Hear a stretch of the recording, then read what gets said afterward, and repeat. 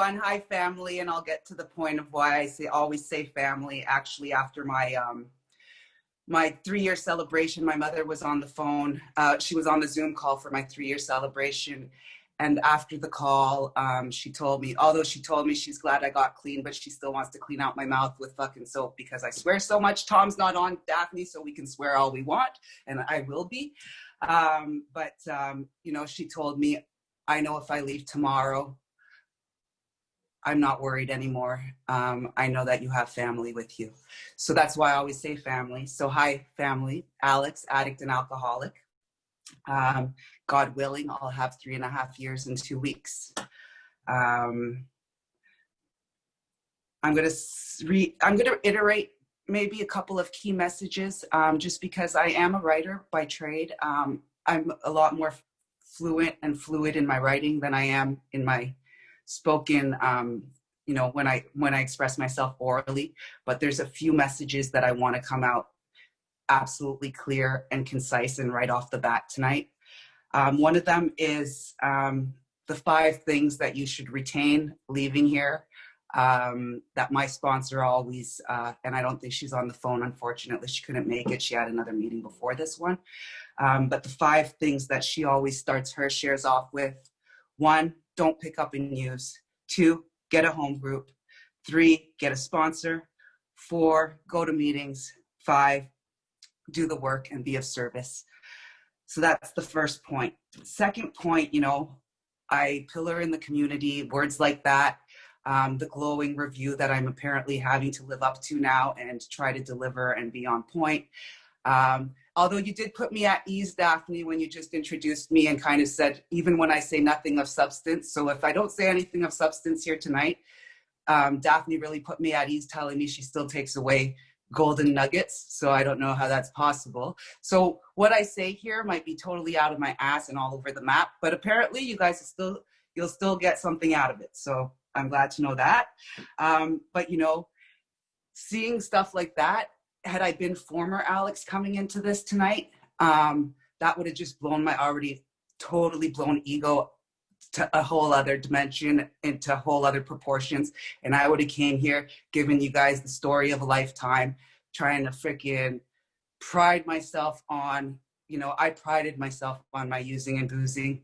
I prided myself on how much drugs and alcohol I did. It was my identity. It was my life. So that's not the Alex you're going to get today. I didn't come here preparing a speech at all. I'm just giving you guys the real deal. Take what you want from it, leave what you want from it. All I can do is share my story with you at the end of the day, my journey, and what works for me and how I live in the solution. If there are any newcomers on the line, because you guys are the most important people on this call right now, 1,261 days ago, had you told me I'd be sitting here today, living this unimaginable life at that point in time, this life that I'm living today, I totally thought it was, had somebody told me that this was possible, because it was totally not possible, plausible, or fathomable. It was completely unimaginable.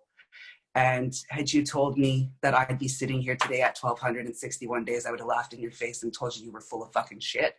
But I'm here to tell you that I'm absolutely not. Recovery is absolutely possible, and you're still worth it. Keep coming back. If nothing resonates from what I say tonight, if you don't identify with anything I say or relate with anything I say, there's a whole community of us. There's so many other speakers. There's so many other meetings to go to. Just keep coming back, and believe in yourself, because you're so worth this better life that awaits. And the simple fact that you're on this call right now, I believe in you, and you can totally do this. Like, there's nothing, what I'm about to say is anything is fucking possible, including recovery. So to get that out of the way, those are my key points. My journey began on April 22nd, 2017. I don't call it my sober date. I don't call it my dry date. I don't call it my clean date. I absolutely call it my rebirth date. I'm not the same person I was, mind, body, and soul. I don't even look like the same person I was before that date. recovery for me is absolutely a transformative process. And I've been uncovering, discovering, and recovering myself for 1,261 days. You know, I have a disease, and I always say disease, but with a hyphen. It's a dis-ease with myself. In active addiction, when I'm in my full-blown disease, I'm a liar, I'm a cheater, I'm a manipulator, I'm a thief, I'm ungrateful, I'm unappreciative, I'm a fucking bitch. I have a need, a constant need to be loved, to be liked, to feel included, to be part of, to be better than. Yeah, I have a complete disease with myself. I have, you know, a mental obsession, physical compulsion, and spiritual malady. I don't think, you know, any substance you could have given me. For me, you know, it turned out to be drugs. Later on in life, definitely just cocaine and alcohol, whiskey, and sex, codependency. But any substance you would have given me or activity you would have given me, I probably would have, you know, because of my disease with myself, I would have fucking done it in excess anyways, you know. There's deeper work that has to be done. The drugs and alcohol and sex and codependency were just, you know, substances to self-medicate my problems, to hide from my problems, to disconnect from reality, to be in a total state of oblivion all the time. The further along I get in my recovery, you know, the deeper introspection and reflection I do, and in retrospect, you know, in retrospect, I'm not going to give you the drunk-a-log. I'm not going to give you the drug-a-log. We've all been there. I was a lunatic. I was a raging alcoholic, and I was an absolute junkie. You know, I lived to use and I used to live. I started drinking and boozing when I was 10 years old. You know, I don't know where along that line. Yes, at the beginning it was recreational use. It was just for fun. I thought it was for fun. I don't know where along that line that recreational use became daily habitual abuse. But I can tell you, like last weekend after Jim's share, I went back and looked in my journals. I actually still have my diaries from the age of 10 on, and that's when I started using and boozing. I can definitely tell you that those pages are riddled. Had I known what I know now, riddled with behaviors, patterns, words, thoughts that all lead to my addiction, alcoholism, mad craving for sex, and codependency. Like I was an addict and alcoholic long before I knew I was an addict and alcoholic. That's for sure. So some marking moments in my life, I guess, now that I'm doing that deeper work, and trying to really figure out what would have led me to the life I led for so long, and that was a life of addiction. You know, definitely. So my father's Black and my mother's white. I'm of mixed origin. My father's absolutely an alcoholic and a drug addict. You know, he died from his disease, unfortunately. He was an absent father, you know, definitely an absent father. This program has allowed me to forgive him. I didn't know that affected me so much back then, because later on in life, he definitely became my party friend.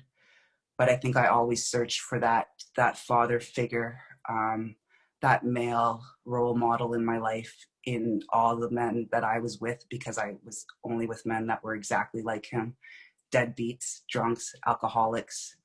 I always say emotionally damaged, but I think, you know, at this point, I can definitely say I was just as emotionally damaged as every guy I've ever been with. But, you know, that was that, you know, his absenteeism in my life, not thinking that it affected me that much at the time, really did.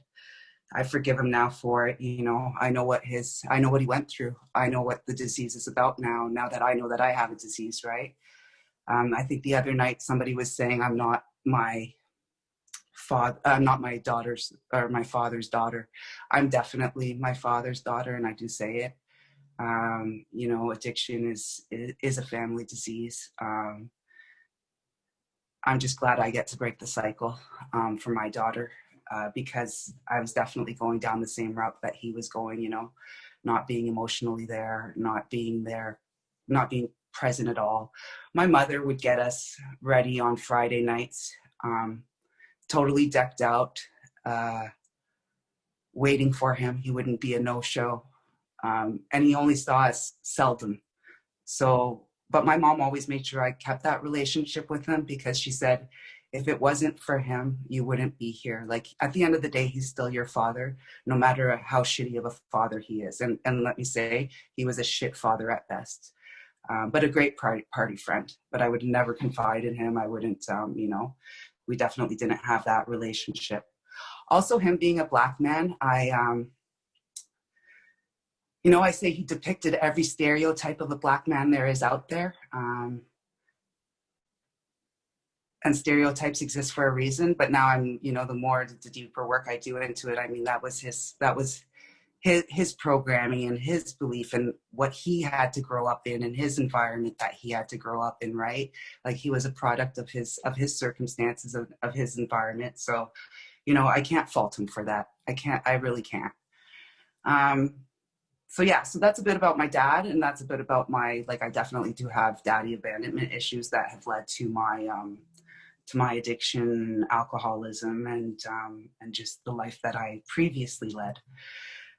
Also on that front, so both of my parents are actually artists. My mother was a professional ballerina and a model, and my dad was a Shakespearean actor. So for me, growing up in discipline or structure or any kind of hardcore, like, you know, I lived a very liberal upbringing.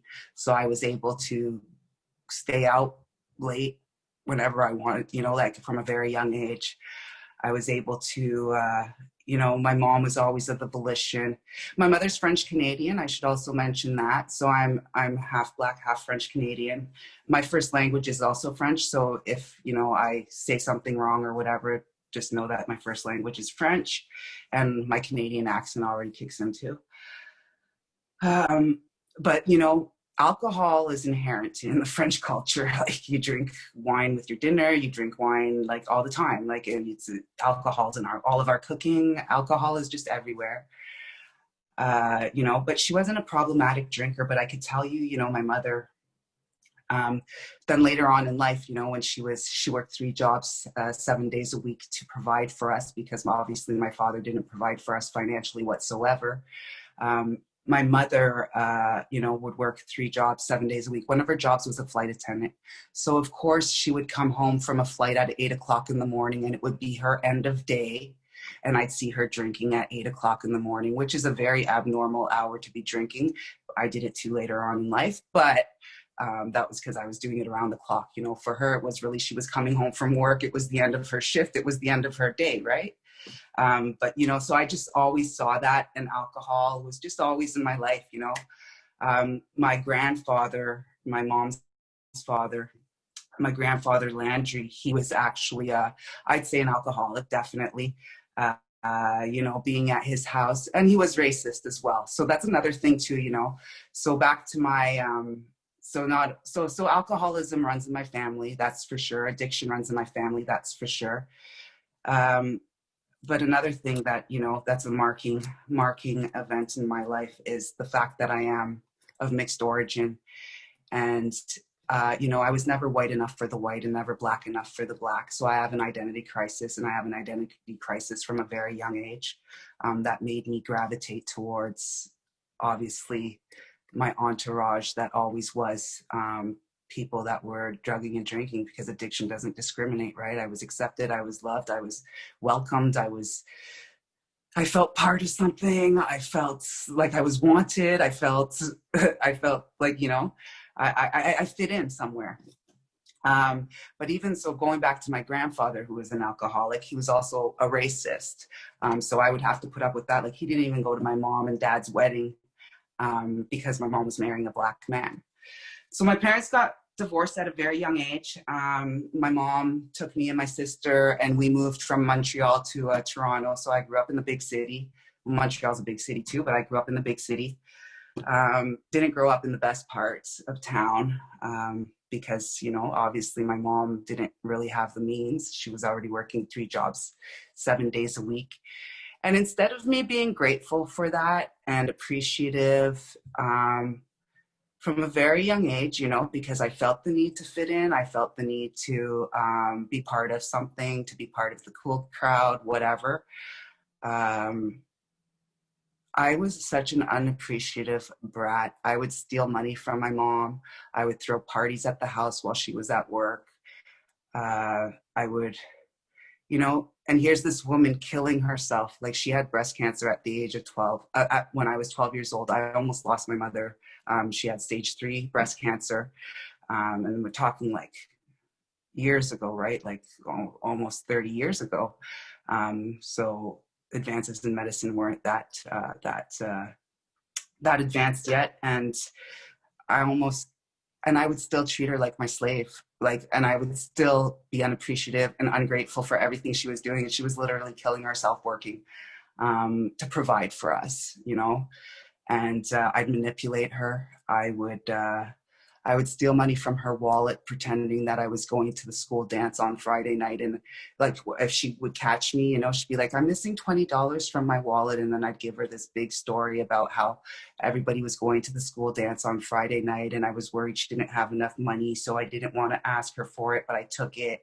And because I really wanted to go to the school dance, meanwhile, I was going to buy already weed with it, or cigarettes, or just stupidness, right? Like, this is what, at the point I'm already at by the age of 10. I have an older sister. Very jealous of her. She was always the prettier one. All my guy friends would even, some of them would lie and say they slept with her or dated her or whatever. And people from my very young age, I could feel like they were just accepting me and taking me in because they wanted to get closer to my sister. I think riddled in that diary that I read the other night, my jealousy ran deep, so much so that I wanted to kill myself because I wasn't as pretty as my sister. So just things like that, so definitely an identity crisis, definitely a need for validation and acceptance. Definitely my daddy abandonment issues, and those continue on later in life. To continue going a little bit, I started going to raves, and I could tell you, still at this point, the age of 12, and this is the early infancy rave scene in Toronto. That's when things started to probably get progressively worse for me in terms of like what I was using and the frequency I was doing it at. And I wanted to be a professional party person. If you could have paid me to have that as a career back then, grade 10, I would have totally, like, I wanted to drop out of high school and just do that around the clock. Already, that's my thinking at that point. I actually moved to Ottawa, where I reside now. I actually moved to Ottawa in grade 9. I wanted to follow in my mother's footsteps. I did want to be a professional dancer. I had dreams of being a dancer. I was a damn good dancer. My dance career was short-lived. I was here 1 year. Obviously, my mother couldn't afford an apartment for me, nor would she at that age. I was only 13, getting me my own apartment in a different city, but she was totally okay for me going away from home for my dance career. But that was short-lived. I actually lived with nuns at the time. And up until that point, I had been raised Catholic. I had been a practicing Catholic. But I could tell you what, after that year of living with nuns, where I finally had structure and discipline and all the things that I never had before. But also there were some things that were going on that really started making me question religion in general, but also question Catholicism, Great Oppression. I was starting to get, my feminist beliefs were starting to kick in already. And I just couldn't understand some things, like, why was my room and board that I was paying the nuns going to the priesthood and all that? And then like just some racism and oppression in terms of like, homosexuality, that kind of thing. I'm not gay, but these are all things that are running through my head, and I totally lost faith, any belief in God. and completely got disillusioned and turned off by religion. So that's that. I came back to Toronto after that.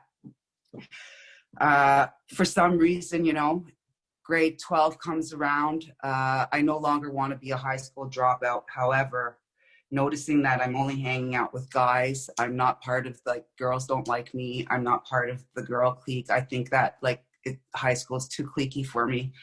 And I decide instead I'm going to fast track. I'm going to do all my credits and go to university. So I go to university at the age of 17. Academic success, a success story, but I'm full-blown alcoholic at this point, and a heavy drug user. Go to university at the age of 17 and get my degree at the age of 20. And I could tell you that does a lot for an already blown ego, right? I already think I'm the shit. I think I'm the best. I think I'm the smartest. And I am, you know, I have a degree. I'm 20 years old and I get a job in the federal government of Canada right off the bat, age of 20, indeterminacy, making a lot of money for my young age, going up the ranks quite quickly, getting, you know, I was so power hungry, so money hungry, so materialistic, so pretentious. And my ego, always my big ass ego and this bravado and this I'm better and holier than thou freaking attitude. So I get into the federal government at the age of 20, and I always have this level of success no matter what, no matter how much I was using, how much I was boozing, how much I was partying. I could go around the clock. And at this young age, right? 20, 21, 22, like I'm professional as fuck and I'm a party animal as fuck, but I could live those two lives, right? Like I could go straight from like 6 a.m., get back in the house, take a shower and get my ass to work. You know, over time, getting older, that was kind of harder for me. I moved back to Toronto when I was 23 with money, and I got a job as a regional manager for a federal government department in a regional office out there. And I would tell you, this is probably where things start to get really scary, because this is just every day, the cycle, the vicious cycle, and of me blacking out, of me giving myself freely, not knowing who I'm with, what I'm doing, how I got to the other side of the city, what part of the city am I in, why am I naked, why is this guy beside me in bed, holy shit, I'm with 5 other dudes, like did I get gangbanged? I can't even freaking tell you any of this. Blackouts total, very scary, very putting myself in such compromising, unsafe, unhealthy situations. I could have been killed. I didn't know who I was with. How do you call a taxi driver in the morning when you don't even know where your clothes or wallet are, but you don't even know what street or what apartment you're in or what part of town you're in, how you're getting home? And this was freaking normal for me. This was totally normal for me. And I could tell you, like, I prided myself on the amount of guys I slept with. I prided myself on how much, you know, how high I got, how I could outdrink you, outsnort you, outparty you. You could stay up for 3 days. I could stay up for 4 days. Watch me go.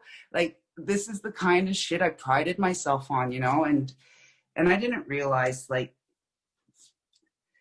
you know, I started using so young. It became my identity. You know, when we say, like, we find ourselves in recovery, I always say, how could you find something you never lost? I never knew who I was because I started using and boozing so young. And it was totally my identity. It was my lifestyle. It had become my norm. Even later on in life, you know, with my daughter, I had to cook and clean. I had to get high and drunk. I had to, everything I did revolved around it. It consumed my every thought, so I consumed it. That's for sure. I was enslaved and I was a slave to that shit, you know? So I moved back to Ottawa, and that was my regular life, you know, every night, different dude, different bar, different party, every night. But I still had professional success. I was still making a lot of money. I was still being regarded as a whiz kid in the government of Canada. they were grooming me to be an executive. You know, I was going to be the youngest like deputy minister ever. People invested in me. They invested their money and their time in me to groom me, to go to professional leadership courses, to go, like, I was going to be this next big thing, right? And this obviously, like, my freaking ego's eating this shit up, and I'm so successful, and I'm still a party animal. You know, I could live that double life. It was, you know, I thought I could. I didn't even realize what I was doing to myself in the whole realm of things. I was so disconnected from reality all the time. Until, you know, the age of 28 comes around, and what I thought was going to be a one-night stand ended up being, you know how I go into, you know, my daddy abandonment issues, and me thinking that, you know, I'm trying to find happiness and trying to find love in all the wrong places, whether it be in the bottom, like in baggies, in the bottoms of bottles, in men, in the next guy I'd fuck, in the next guy I'd frequent. And I'm going to tell you straight up right now, I've had maybe 4 real relationships, which are not relationships whatsoever. They were all very codependent. We all facilitated and enabled each other's issues, and we all had addiction and alcoholism issues. But so, yeah, so what I thought was going to be a one-night stand, as soon as you'd show me just that little bit of extra attention, it was love, you know? And so this guy I hooked up with, because he came back to my house a couple days later, saying that he had a cold. Thank God he didn't have COVID. But saying he had a cold, and brought like a box of Kleenex and soup and stuff for me in case that he gave me his cold that night. And I didn't even remember his name, you know? I didn't even remember his name. And I'm like just standing at my door like, okay, oh, here, why don't you give me your phone number? So that way he could write his own name down and write his phone number underneath. And lo and behold, you know, 2 months later, I get pregnant, and probably make the biggest mistake of my life by letting him move in with me. We didn't know each other at all. But I'll tell you what, though, you know, I was doing a podcast interview a few months ago, and this is the first time my daughter had ever heard this part of my story. And she said, so I was a mistake. And I said, there's a big difference. You weren't a mistake. You weren't planned. But you're the greatest gift I've ever been given. It just took me 10 years to show you that, right? So anyways, so I got pregnant. Didn't know him at all. I had said, you know, I had such a great role model in my mother. You know, my mother to this day, she still says, you know, asks me, what could I have done differently? And I have to reassure her that there's nothing she could have done different. She did everything she could possibly do. She was the best mother. She's a fucking angel. She's stood by my side all this time, no matter how much I failed her, or, you know, unconditional love. And when I say my mother's an angel, she is a fucking angel, because I would not be here today without her. You know, she still helps me to this day with my daughter. And, you know, I had such a great role model in a single mother. I thought I was emotionally ready. I thought I was financially ready. I had a great role model as a single mother, so I was ready to do this on my own. I opened that door up for him. I said, you can be, because we had broken up a couple days before. I wasn't even going to tell him I was pregnant. I was keeping this child, though, and I'll tell you why. I had an abortion at the age of 16. And why between the age of 16 and the age of 28? Because I could tell you what, the thousands of guys that I slept with between that time, why was it only now? And don't think that any of that was protected sex, by the way. Like, obviously not. You know, I was blacking out. I didn't even know who I was with, or why I was getting gang, like if I got gang banged, anything in that time. Why, from the age of 16 to the age of 28, did I not get pregnant before? So, like, I thought this was a miracle, but she was a miracle in the end, you know. But I was like, I have to keep this child. I'm keeping this child. And So I offered him, you know, I said, listen, you can be in this child's life as much or as little as you want. And he said, I'm going to be there all the way. I'm moving in. And he moved in right away. But like I said, we've only known each other 2 months, and we did not know each other at all. And there was no love there. And I can tell you those 3 years of my life were a living fucking hell. Proud of myself though. I was, that was my first foray into sobriety. I was forced sobriety, but I didn't do one rail. I didn't have one sip of wine. I didn't have a drag of a cigarette in those 9 months. But once I gave birth, all hell broke loose again. And a lot of it had to do with the relationship I was in. He was a narcissist, a control freak, a gambling addict. We had a joint bank account. I made a lot of money. I always used my money and my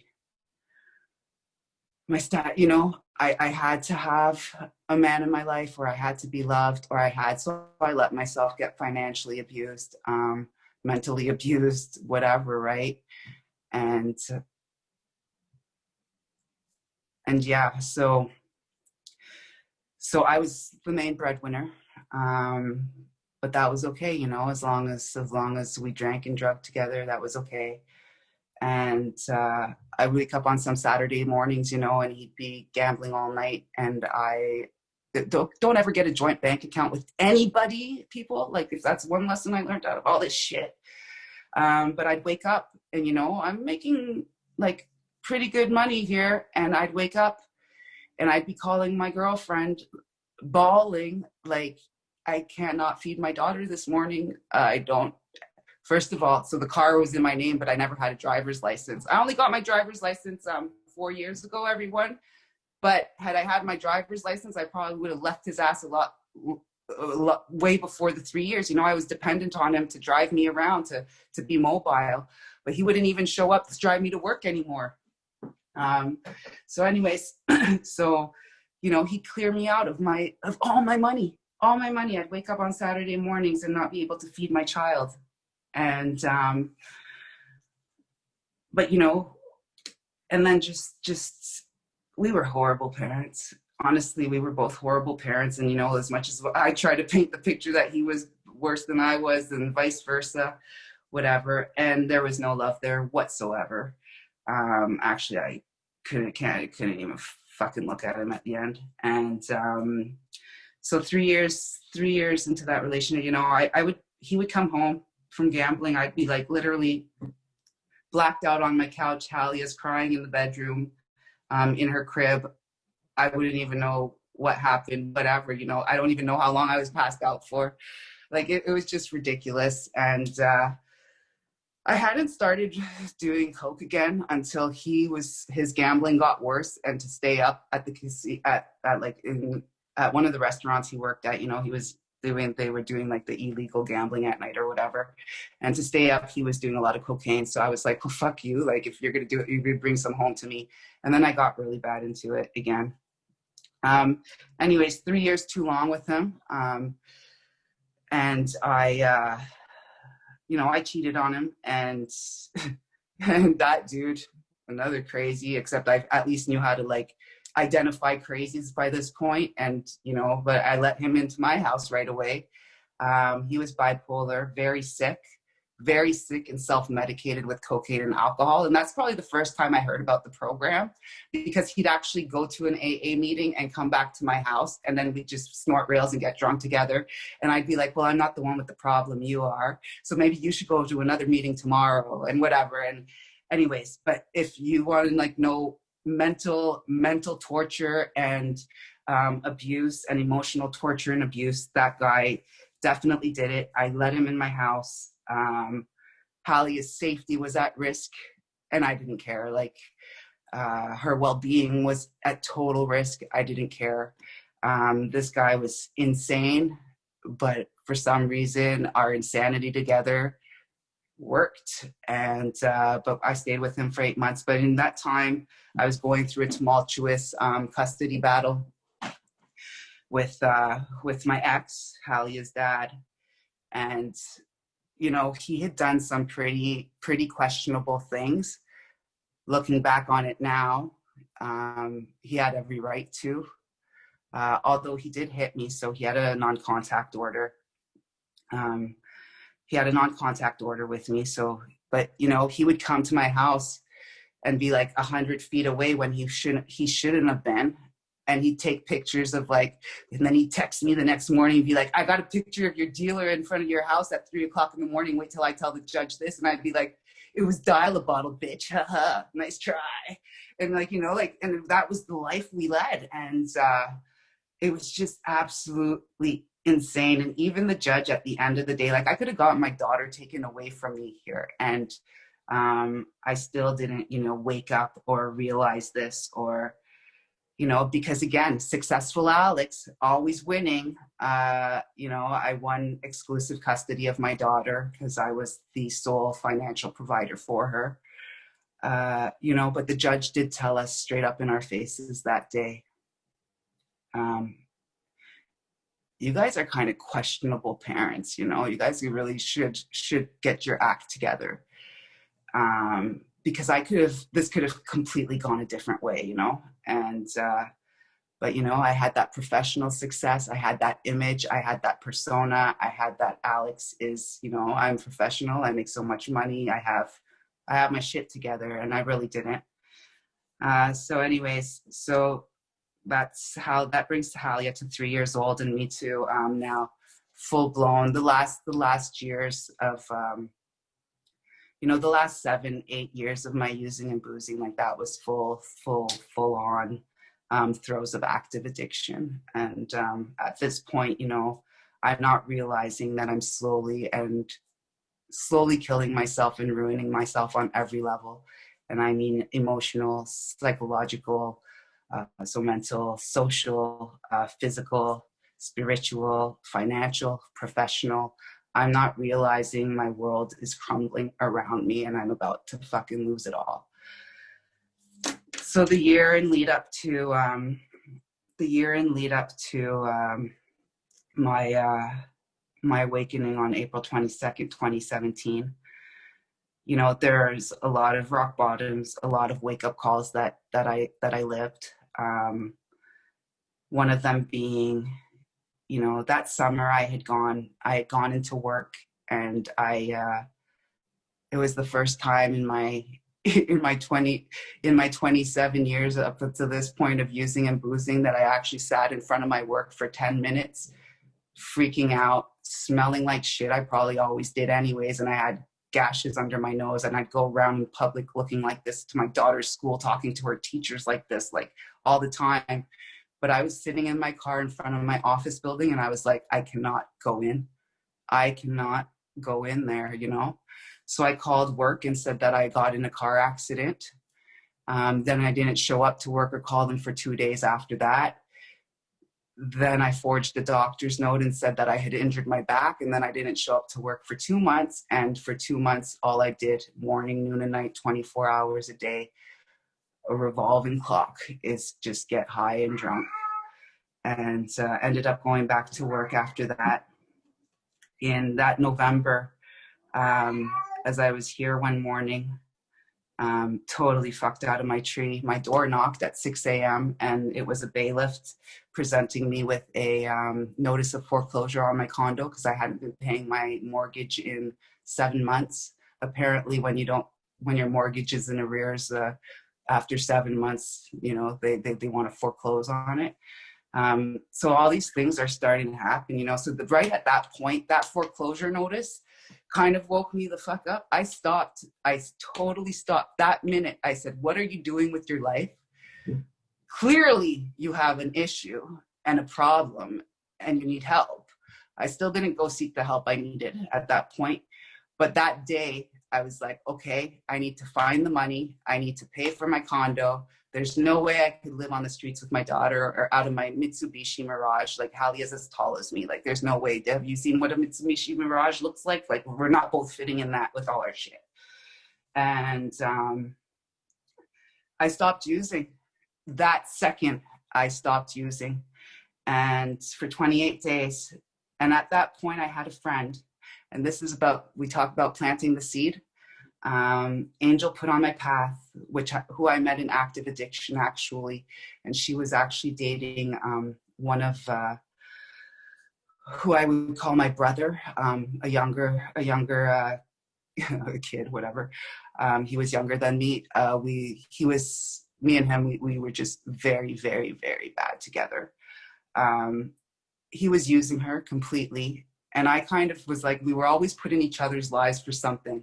I taught her, like, assume yourself as a fucking woman and ditch this asshole. Meanwhile, I'm still getting high with him and stuff, and he's my best friend and my little brother.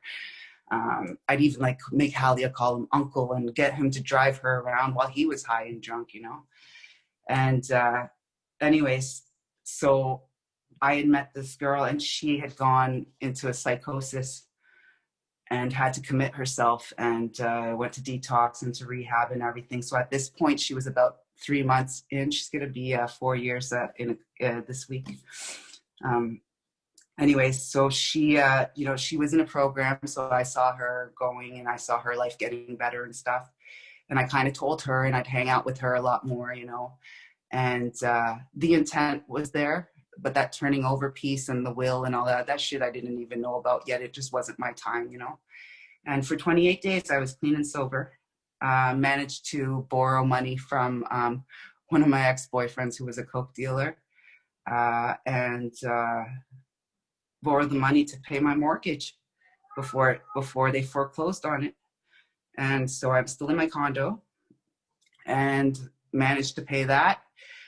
Went to another fraternity's masquerade ball. How befitting it was a masquerade ball, because I wasn't wearing a mask, but I was figuratively wearing a mask still, and such a facade, because that day I had actually gotten high. Before going to my friend's house, I made sure I didn't do a rail like for 2 hours, just so I wasn't high anymore. Ended up going to the masquerade ball of this other fellowship, and man, that countdown couldn't come quick enough, because I just jumped out of there, and apparently I still had 6 months of pure debauchery left in me before my wake up call or my awakening on April 22nd, 2017. In that 6 months, I was just not a human. I don't even know who it was debaucherous. It was total hell. I was getting in another codependent relationship with a younger guy. I had an ultimatum. I went to see one of my friends who had been in my life since I was 21, my friend in Toronto. And he, I was at his house, and it was about 3:00 in the morning, and I was jonesing, man. Like, I needed to go pick up, and my ex that was a coke dealer lives in Toronto. So I was on the phone with him, and my friend Daniel just said to me, he's like, Alex, if you leave my house right now, never mind our friendship. That's not even what's at issue here. Like, fuck our friendship. But from one parent to the next, you're a fucking horrible parent if you wake up your daughter to go do this right now. And to like, what kind of woman are you raising? I took the ultimatum. I left. I woke up Halia and I left. But those words resonated in me for a couple of months, and those words were definitely going through my head in the morning of April 22nd. My final wake-up call, I think, really came the week before April 22nd. I was in such an act of desperation at this point. I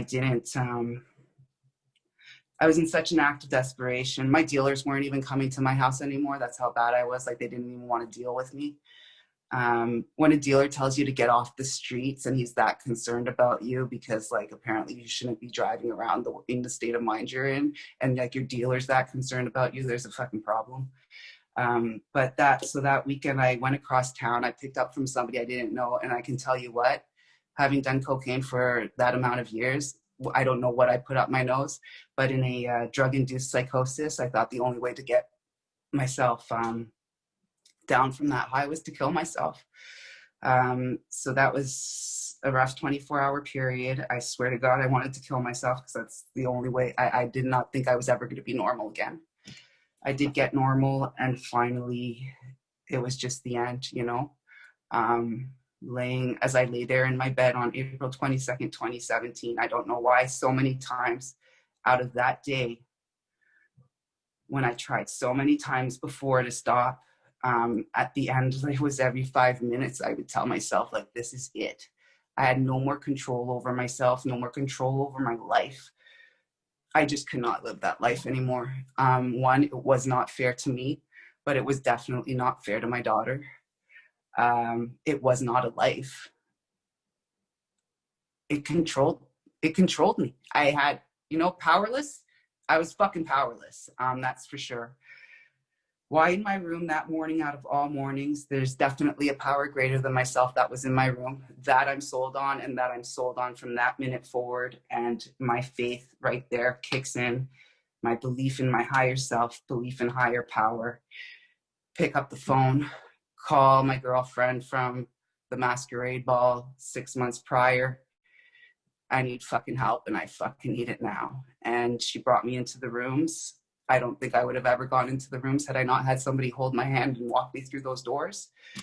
And there's been no turning back since. And that person that I left behind there that day, although I'm very thankful for her, thankful for everything she's gone through, and grateful for that entire everything, all that bullshit she went through and all that bullshit she lived and all her bullshit.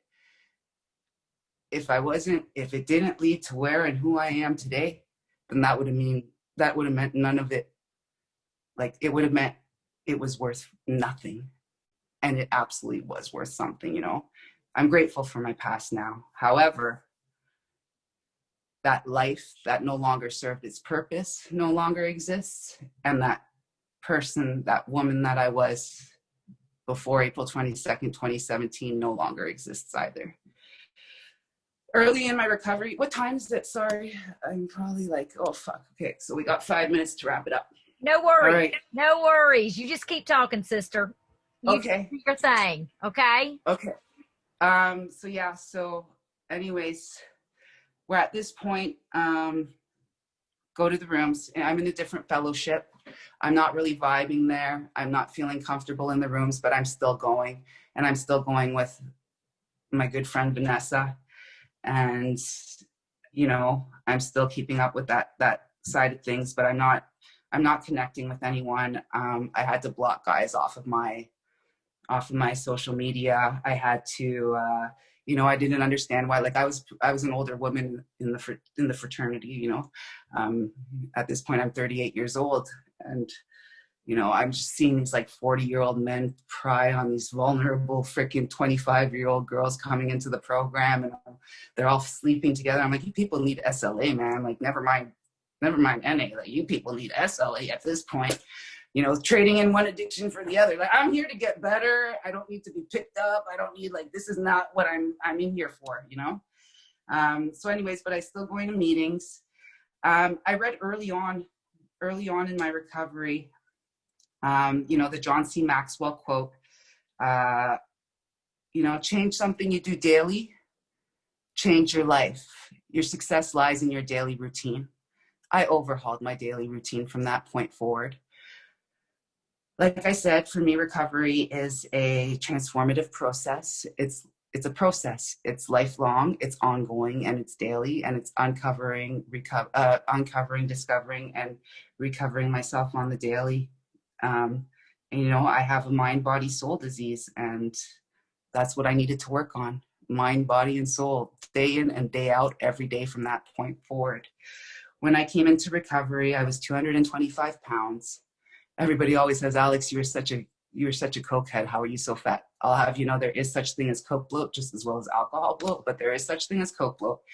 And after a certain point in time, your body just starts, getting immune to it. And as much as I'd be on 4 or 5 day benders, not eating, I was malnourished, and I was a binge eater. I was a binge eater, definitely. Because come day 5, when I finally decided it was time to maybe put a little bit of food in my body and get an hour of sleep before starting into the party all over again, I would binge eat. And within that 2-hour span of binge eating, I could eat 5 pizzas to myself, 6 poutines to everybody from Canada that's on the line right now. You know what a poutine is. Anyways, it's French fries, cheese curds, and gravy. It's the best thing since sliced bread. It's a French Canadian invention. Very fattening, very like, I would just put junk in my body, pure junk. And I was a binge eater, so I was definitely malnourished. So coming into recovery, I was 225 pounds. My outer self was definitely a reflection of my inner self. In retrospect, a lot of what my using and boozing was based on was the fact that I had a complete lack of self-respect for myself. I had a complete lack of self-respect for myself, so I had a complete lack of self-respect for anybody else. And I didn't command or demand respect for myself. I was stripped of any dignity I had. I clearly had a complete disregard for my health and wellness and my safety and security and that of my daughters. So I went to work on myself, I went to town on myself, mind, body, and soul, and that all started happening in my daily routine. I actually got a blessing in disguise.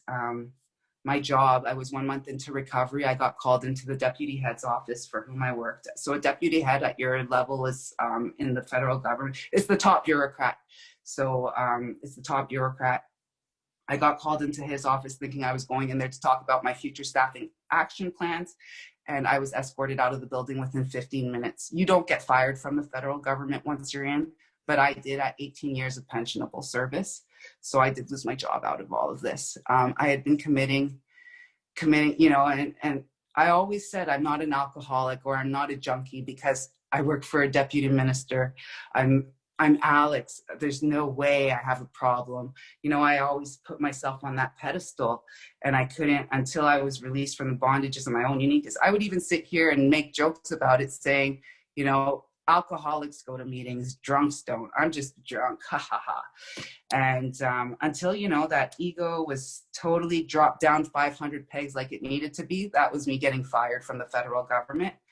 But blessing in disguise, I got to work on myself on every level, day in and day out. I was unemployed for a year and a half. I started going to meetings every day. I started doing my recovery devotional in the morning that I still do to this day. I exercised daily. I started eating properly. My nutrition, I found, was just as important to my physical health as it is to my mental health. I went and got, I didn't have a job, and I truly do think that, God gifted me with my calling, and that's, that's my health coaching, for me. And as much as I'm addicted to bettering myself today, I'm addicted to helping others better themselves. So I only work with recovering addicts and alcoholics, and helping them achieve and reach their optimal health and wellness goals. Throughout that, I became a competitive bodybuilder. All these things that I would have never even thought possible or even dreamed of or even thought of, like I'm starting to do and starting to happen. I've never been one to care so much about people, honestly. Had you guys known me 3.5 years ago, I wouldn't have even given you time of day, to tell you the truth. And now all I do, everything I do revolves around me being, there's nothing more gratifying and fulfilling to me. And I always say, I've been a public service employee for 20 years, and I'm finally being of service to the public.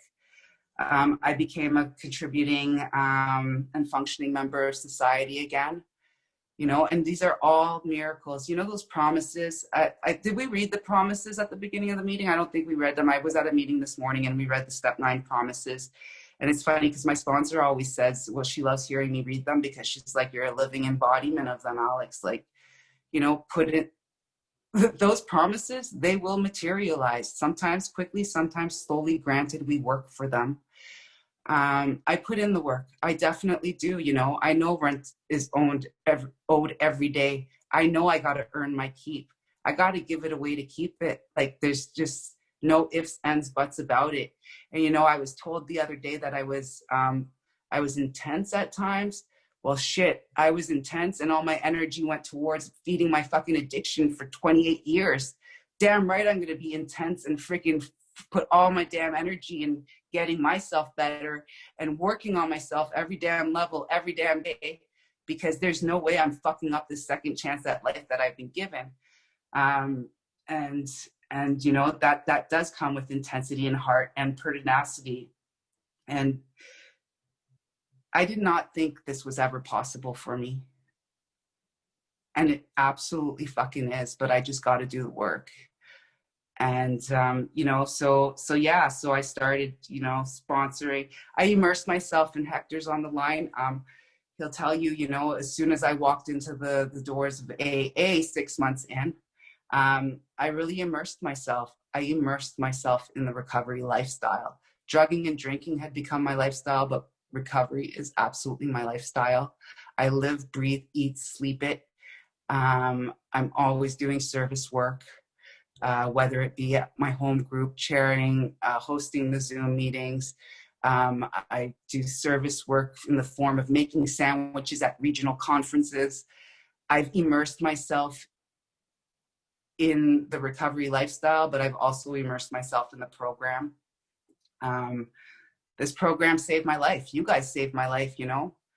I definitely wouldn't be sitting where I am today, nor would I be who I am today without each and every single one of you guys. You know, I think I'll leave it at that because I'm kind of running on. I didn't go into my Sober Active Canada or anything like that. But like I say, you know, whatever message that you guys got out of this today, it's definitely, you know, God. Every morning I ask God, what his will and way for me is today, and how, and you know, what message does he want me to carry, and how does he want me to do his work in, through, and around me. So I'm pretty sure this is the message that he wanted me to convey tonight. I just want to let you guys know, you know, no matter how far gone you are, it's never too late. Just don't give up on yourselves. You guys are all fucking miracles. I wouldn't be here without you. I'm so grateful to the connections I've made, not only in these rooms, but outside of them. I attribute my success, honestly.